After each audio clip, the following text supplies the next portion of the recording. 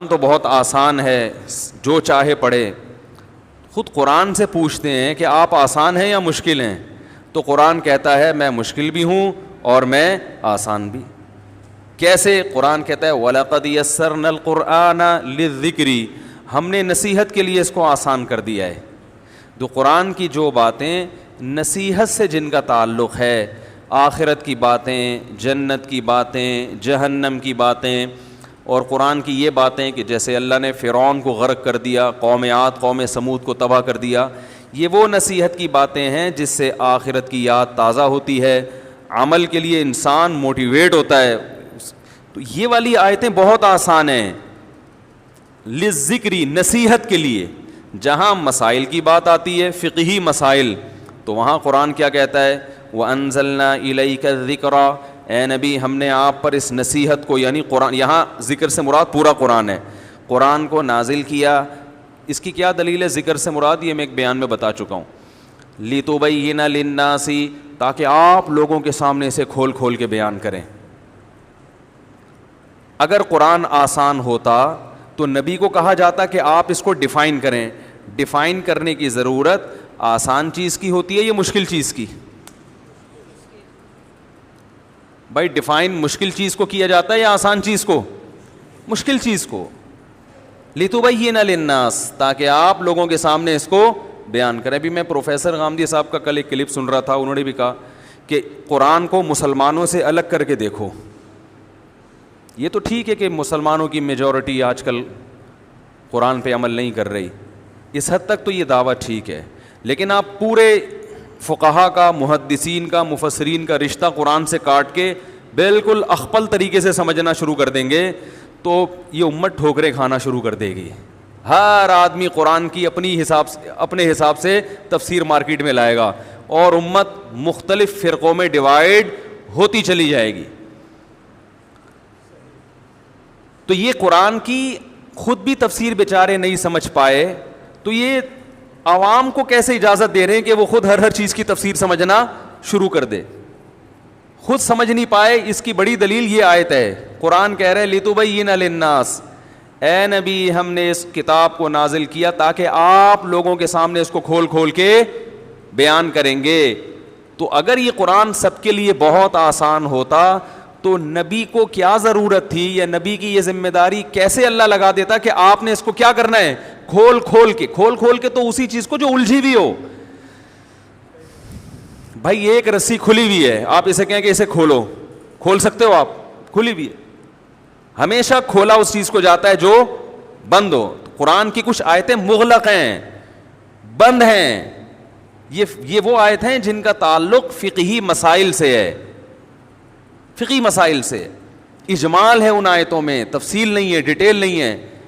تو ان آیتوں کا مطلب آسان ہوتا تو نبی اس کو ڈیفائن نہ کرتے. تو قرآن نے کہا ڈیفائن کون کرے گا؟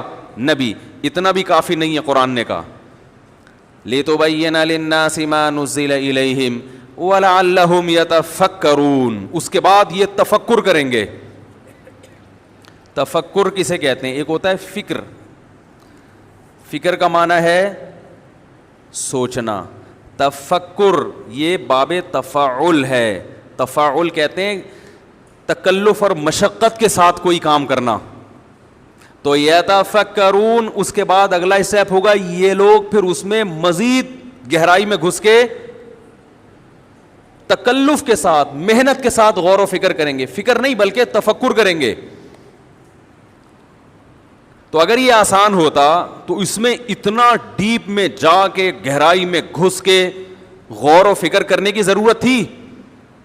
نبی کے بیان کرنے کے بعد اگلا اسٹیپ ہے یہ. تو پتہ چلا کہ صرف حدیث بھی کافی، بولو بھائی، نہیں ہے، بلکہ آگے اجتہاد بھی ہے مجتہدین کا. اس تفکر کو اصطلاح میں کیا کہا جاتا ہے؟ اجتہاد. اچھا ایک اور بات بتاؤ مجھے، بات سے بات چل پڑی ہے. تفکر جب کیا جائے گا تو پورے قرآن پہ، اور قرآن کی تشریح حدیث ہے، تمام حدیثوں پہ، یا آدھے قرآن اور آدھی حدیثوں پہ؟ بولو نا بھائی. تو پتہ یہ چلا کہ تفکر کے لیے یہ ضروری ہے کہ جو غور و فکر کرنے والا ہے اس کے سامنے پورا قرآن اور تمام صحیح احادیث ہوں. یہ عام آدمی کے سامنے ہوتی ہیں؟ عام آدمی کے سامنے وہ آیت ہوگی جو یوٹیوب میں بیٹھا ہوا آدمی اپنے مطلب کی دلیل آپ کے سامنے پیش کر رہا ہے, دوسری والی کیا کر رہا ہے, کھا رہا ہے وہ. کیونکہ عام آدمی ایک آدمی کا کلپ سنتا ہے, دوسرے کا کلپ اس تک پہنچا ہی نہیں ہوتا, اور وہ اسی کو بیٹھ کے عقل کل سمجھتا ہے, اور پھر ہم سے کہتا ہے اس کا جواب دو. تو ہم کہتے ہیں بھائی ایک دفعہ سامنے بٹھا دو, تمام باتوں کا ایک ہی دفعہ میں جواب ہو جائے گا, ٹھیک ہے نا, ایک ہی دفعہ میں ہو جائے گا. ورنہ جواب در جواب, ادھر جواب, پھر وہ کچھ نہ کچھ گھما دے گا, پھر جواب, پھر جواب, پھر جواب. تو یہ تو لامتناہی بحث کا سلسلہ شروع ہوگا. ایک ہی دفعہ میں بیٹھ کے ہم بتا دیں گے بھائی یہ آپ اتنے پانی میں ہیں, آپ نے جتنی یہ دعوے کیے ہیں ان میں یہ سقم ہے, یہ عیب ہے اس میں, آپ نے ادھر کی بات لی ادھر کی چھوڑ دی, اور اس پہ آپ نے الزامات ایسے لگائے امت مسلمہ پر. تو اس کو لوگ کہتے ہیں کہ مناظرہ نہیں کرنا چاہیے. ہم مناظرہ تھوڑی کر رہے ہیں, ہم تو بیٹھ کے محبت سے آپ سے بات چیت کریں گے, محبت سے, محبت کے ماحول میں کچھ اشکالات کریں گے احترام کے ساتھ. کوئی وہ مناظرے کی جو ایک اصول اور وہ کچھ بھی نہیں ہوگا. تو غور و فکر اور تفکر کے لیے ضروری ہے کہ آپ کے سامنے پورا قرآن اور تمام احادیث ہوں. سمجھ رہے ہیں بات کو؟ نمبر 2, آپ میں فکر کی صلاحیت بھی ہو. طوطے کی طرح آیتیں رٹنا یا صرف نمبر یاد کر لینا یا احادیث کے حوالے نمبر یا ترجمے رٹ لینا, ان سے انسان میں تفکر کی صلاحیت پیدا نہیں ہوتی. کیونکہ فکر نہیں ہے, تفکر ہے, اور تفکر مفکرین کرتے ہیں جن میں اللہ نے یہ صلاحیت رکھی ہے. یہ بھی حدیث سے ثابت ہے. یہ بھی کس سے ثابت ہے جو میں دعویٰ کر رہا ہوں؟ حدیث سے. آپ صلی اللہ علیہ وسلم نے فرمایا کہ میری بات سنو تو آگے لوگوں تک پہنچا دو, کیونکہ آپ نے فرمایا رب حامل فقہ غیر فقیہ, بہت سے لوگ علم کی بات جانتے ہیں سمجھتے, ارے بولو نا یار, نہیں. کیا مطلب؟ ممکن ہے ایسے کو پہنچا دو گے جو جان بھی لے گا اور سمجھ بھی لے گا. پتہ یہ چلا میرے بھائی, کچھ لوگ حدیث کے الفاظ جانتے ہیں, لفظی ترجمہ بھی جانتے ہیں, اس کا حقیقی مفہوم کیا ہے وہ مفہوم وہ نہیں سمجھتے. جبکہ آپ کہہ رہے ہیں ہر آدمی قرآن و حدیث سمجھ سکتا ہے, نبی کیا فرما رہے ہیں ہر آدمی نہیں سمجھ سکتا. اب بتاؤ حدیث کے مطابق ان لوگوں کا دعویٰ درست ہے جو یہ کہتے ہیں ہر آدمی قرآن حدیث سمجھ سکتا ہے, یا میرا دعویٰ درست ہے؟ میں کہہ رہا ہوں ہر آدمی نہیں سمجھ سکتا, یہ حدیث سے ثابت ہے. کون سی چیزیں نہیں سمجھ سکتا؟ جو گہرے فقہی مسائل ہیں, نصیحت کی باتیں ہر آدمی سمجھ سکتا ہے, پڑوسیوں کے حقوق, آخرت کی باتیں, وہ تو احادیث میں جو فضائل کا علم جسے کہا جاتا ہے. تبلیغ والے کہتے ہیں نا علم 2 طرح کا, ایک فضائل کا اور ایک مسائل کا. تو فضائل کا علم جہاں تک ہے جس کا نصیحت سے تعلق ہے اس کے لیے فقیہ ہونا ضروری نہیں ہے. جو مسائل کا علم ہے اس کے لیے فقیہ ہونا ضروری ہے, وہ ہر آدمی کا کام نہیں ہے. تبھی تو فقہاء نے ریسرچ کی ہے اور ان کا ریسرچ میں اختلاف بھی ہوا ہے. اگر قرآن و حدیث میں مسائل کا باب اتنا آسان ہوتا تو اتنے بڑے بڑے فقہاء کا مسائل سمجھنے میں اختلاف ہوتا. پھر کوئی بات مشکل ہوتی ہے تو اس کو ڈیفائن کرنے میں 2 رائے ہو جاتی ہیں نا, جو آسان بات ہے اس کو ڈیفائن کرنے میں 2 رائے نہیں ہوتی. دیکھو میں آپ سے کہتا ہوں کہ پانی لے کر آؤ, اردو میں کہہ رہا ہوں آپ لے آئے پانی, کیونکہ اردو میں پانی کا مطلب کیا ہوتا ہے بھائی؟ میں کہہ رہا ہوں گلاس میں پانی ڈال کے لے آؤ. 3 بیٹے ہیں, تینوں کو میں نے کہا کہ 3 بچوں فار ایگزامپل میں نے کہا کہ جاؤ پانی لے کر آؤ, تو وہ تینوں کا اس کی شرح میں اختلاف ہوگا کہ ابا کیا کہہ رہے ہیں. لیکن میں کہتا ہوں آپ خورے میں پانی ڈال کے لے آؤ, آپ لے آؤ آپ خورے میں ڈال کے. اب وہ لغت لے کے بیٹھے ہوئے ہوں گے, آب کا مطلب کیا اور آب خورے کا ہے بھائی, گلاس کو اصل اردو میں کیا کہتے ہیں. تو ممکن ہے ایک جگ میں ڈال کے لے آئے, ایک کہے کہ گلاس میں, ایک ڈونگے میں. یہاں اختلاف ہو سکتا ہے, اور جب یہ اختلاف ہوگا تو ابا ان پہ غصہ نہیں ہوگا. اس لیے غصہ نہیں ہوگا کہ ابا کہے گا میں نے لفظ ہی ایسا استعمال کیا تھا جس میں تینوں احتمالات نکل سکتے تھے, اتنا مشکل لفظ استعمال کیا تھا. تو یاد رکھو رسول اللہ صلی اللہ علیہ وسلم کی بعض احادیث ایسی ہیں, بلکہ بہت ساری احادیث, کہ کوئی حدیث کبھی قرآن سے ٹکرا رہی ہوتی ہے, اس لیے کہ قرآن کے لفظ میں عموم ہوتا ہے, حدیث کیا کر رہی ہوتی ہے, اس کو خاص کر رہی ہوتی ہے. قرآن میں ایک حکم بغیر قید کے ہوتا ہے, حدیث میں اس میں کوئی قید بیان ہو رہی ہوتی ہے.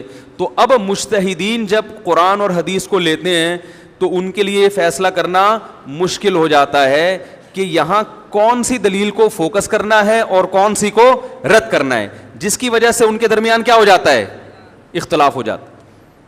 اور آپ عوام کو اتھارٹی دے رہے ہو کہ خود بیٹھ کے کیا کریں, مسائل نکال کے مارکیٹ میں لاتی رہے.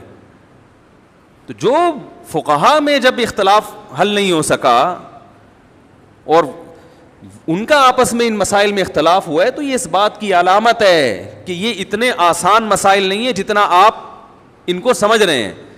باقی اس میں شریعت کی کیا حکمت ہے کہ اسلام نے بعض ایسی مشکل چیزیں رکھی جن کو ڈیفائن کرنے میں اختلاف ہوا ہے, یہ ایک الگ ٹاپک ہے کہ اس میں کیا حکمتیں ہیں. لیکن حقیقت بہرحال یہی ہے, ایسا ہوا ہے, مشاہدے کا تھوڑی انکار کیا جا سکتا ہے, اور یہ صحابہ کے دور میں بھی ہوا ہے. نبی صلی اللہ علیہ وسلم نے بنو قریظہ کی طرف لشکر بھیجا, بخاری مسلم کی حدیث ہے, فرمایا جب تک بنو قریظہ نہ پہنچ جاؤ عصر کی نماز, بولو نا یار کیا ہو گیا, عصر نہیں پڑھنی کسی نے. یہ آپ کا ایک ارشاد تھا, ایک حدیث تھی.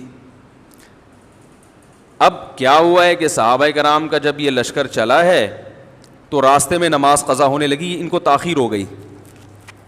اب صحابہ میں اختلاف ہو گیا. بعض حضرات نے کہا کہ نبی نے جو کہا تھا کہ راستے میں نماز نہیں پڑھنی, تو نبی صلی اللہ علیہ وسلم کے علم میں یہ بات نہیں تھی کہ نماز قضا ہو جائے گی. بھائی ہم جب کسی کو کہتے ہیں بھائی مقام پہ پہنچ کے نماز پڑھو, اس لیے کہ ہمیں یقین ہوتا ہے کہ آپ وقت کے اندر اندر مقام پہ پہنچ جائیں گے. تو یہ کہا تھا, یہ ارشاد فرمایا تھا کہ مقام پہ پہنچ کے نماز پڑھو, تو یہ اس صورت میں حکم تھا کہ جب مقام پہ پہنچنا ممکن بھی ہو. اب چونکہ ممکن نہیں ہے تو نماز قضا کرنے کی اسلام میں اجازت نہیں ہے, کیونکہ قرآن کہہ رہا ہے حافظوا علی الصلوات والصلاۃ الوسطی, نمازوں کی حفاظت کرو, خصوصاً درمیانی نماز کی, عصر کی نماز کی تو اللہ نے خاص طور پر تاکید کی, تو ہم کیسے چھوڑ دیں. کیا کوئی کہہ سکتا ہے کہ ان صحابہ کا مقصد حدیث کی مخالفت؟ اب کوئی جاہل اٹھے اور حدیث کا حوالہ نمبر پیش کر دے اور ٹائم بتا دے کہ اتنے بج کے, اس زمانے میں تو حوالہ یہی ہوگا نا, اتنے بج کے اتنے منٹ میں نبی نے یہ فرمایا ہے کہ جب تک بنو قریظہ نہ پہنچ جاؤ عصر کی نماز نہ پڑھنا, اور تم پڑھ رہے ہو لہذا تم گمراہ ہو, اندھے مقلد ہو, حدیث حوالے کے ساتھ پوری سند کے ساتھ پیش کر رہا ہوں لیکن آپ اس کو فالو نہیں کر رہے, تم اپنے جو ہے نا دکانیں کھول کے بیٹھے ہوئے ہو, صحیح ہے نا, اور یہ 15ویں صدی کے مولوی ہیں, یہ یوں ہیں, اس طرح کے تانے دینا کوئی شروع کر دے تو یہ جہالت کی بات ہوگی کہ نہیں ہوگی؟ بھائی وہ اس حدیث کا انکار نہیں کر رہا, کوئی بھی انکار نہیں کرتا, وہ کہہ رہے بھائی اس کے مقابلے میں دوسرے دلائل کیا ہیں, وہ زیادہ مضبوط ہیں, اور وہ اس حدیث میں تعویل کر رہا ہے, تعویل دوسرے دلائل کی وجہ سے کر رہا ہے, نبی کے قول کی مخالفت کی وجہ سے نہیں کر رہا. آج آپ کوئی بھی بخاری کی حدیث پیش کر دیں نا, آپ کہیں اس کا یہ مطلب ہے, تو لوگ کہیں گے اصل میں یہ مولویوں نے اپنی طرف سے مطلب نکالے ہوئے ہیں اپنی دکانیں چمکانے کے لیے. یہ کہتے ہیں کہ نہیں کہتے؟ اصل میں ان کے سامنے جب قول رسول آتا ہے تو یہ اپنے اندھے مقلد ہونے کی وجہ سے اس قول رسول کو گھمانا شروع کر دیتے ہیں. تو یہ جہالت کی بات ہے. تو نبی صلی اللہ علیہ وسلم نے جو فرمایا, تو بعض صحابہ نے کہا کہ ہم نماز یہیں پڑھیں گے, اور بعض نے قول رسول کے ظاہری الفاظ کو دیکھا کہ بھئی اس موقع پہ نبی کا حکم یہی ہے کہ نماز چھوڑنی ہے تو ہم نماز چھوڑیں گے. تو اب یہاں نبی صلی اللہ علیہ وسلم کے حدیث کو ڈیفائن کرنا صحابہ کے لیے آسان تھا یا مشکل تھا؟ مشکل تھا, تبھی تو اختلاف ہوا. اگر قرآن و حدیث آسان, ہر جگہ آسان ہوتا تو صحابہ میں یہاں دو رائے کیوں بنتی؟ وہ کہتے ہیں یہ تو بہت آسان ہے, اس کا تو یہی مطلب ہے, اس کے علاوہ کوئی مطلب ہی نہیں ہے. پتہ ہی چلا بھائی اختلاف ہونا اس کی علامت ہے کہ آسان نہیں ہے. اہل حق میں اگر اختلاف ہو, ہاں جو جاہل لوگ ہیں یا جو شہوت پرست لوگ ہیں وہ اختلاف کرتے ہیں خواہشات کی بنیاد. اہل حق میں اگر اختلاف ہو رہا ہے تو یہ اختلاف ہونا اس کی علامت ہے کہ اس حدیث کا مطلب اتنا آسان نہیں ہے جتنا کوئی پلمبر بیٹھ کے بتا رہا ہے آپ کو. اتنا آسان نہیں ہے. آپ نے یک طرفہ دلیل سنی ہے اور آپ تمام فقہا سے بدگمان ہو رہے ہیں. تو دوسرا فریق تھا, اس نے کہا نہیں ہم پڑھیں گے. جب یہ لشکر واپس پہنچا ہے تو آپ صلی اللہ علیہ وسلم نے نہ تو نماز پڑھنے والوں کی مخالفت کی, ان کو برا کہا, اور نہ نماز چھوڑنے والوں. کیوں؟ آپ صلی اللہ علیہ وسلم یہ بات جانتے تھے کہ میری جو ورڈنگ ہے, میرے جو الفاظ ہیں, اس سے دونوں مطلب نکالے جا سکتے ہیں, لہذا میں کسی کو ملامت نہیں کر سکتا.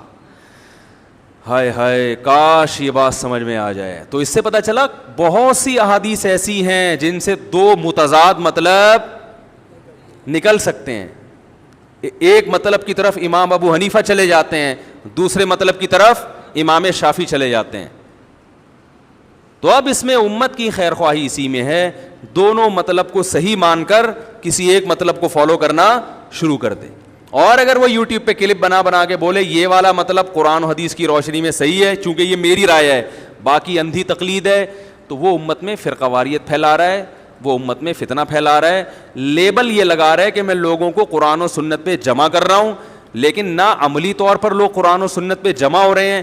کیونکہ آپ ان کے نیچے کمنٹس پڑھا کریں, جس طرح کی نیگیٹیوٹی پھیل رہی ہے اور جس طرح علماء کا بغض لوگوں کے دلوں میں پھیلایا جا رہا ہے, اس سے صاف پتہ چلتا ہے کہ اس امت میں نفرتوں کا ماحول بڑھ رہا ہے, کم نہیں ہو رہا. اور اس نفرت میں اور ایک عام نفرت میں فرق یہ ہے کہ جب انسان ویسے نفرتوں کا ماحول پھیلاتا ہے تو اس کو برا سمجھتا ہے, لیکن جب قرآن و حدیث کا لیبل لگا کے نفرتوں کا ماحول پھیلائے تو کرتا نفرت ہے, مگر اس نفرت کو ثواب سمجھ کے کرتا ہے. یہ زیادہ خطرناک ہے.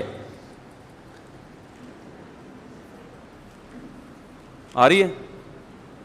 نہیں آ رہی میرے خیال, یہاں تک آ گئی سمجھ میں. تو یہ جو آج کل قرآن حدیث کے نام پہ کلپ بازی ہو رہی ہے نا, اس سے لوگ نفرت بھی کر رہے ہیں آپس میں, گالیاں بھی دے رہے ہیں ایک دوسرے کو, اور اس گالیوں کو اور اس نفرت کو کیا سمجھ رہے ہیں؟ بولو بھائی, ثواب. تو وہی قدیم طریقہ جو چلا آ رہا ہے نا وہی بہتر ہے. کسی ایک مجتہد کو فالو کریں اور دوسرے پہ طنز نہ کریں. بھائی وہ بھی ٹھیک ہے, یہ بھی ٹھیک, کیونکہ مجتہد کا اختلاف ہونا خود اس کی علامت ہے کہ یہاں دو مطلب نکلتے تھے, ورنہ اتنے بڑے بڑے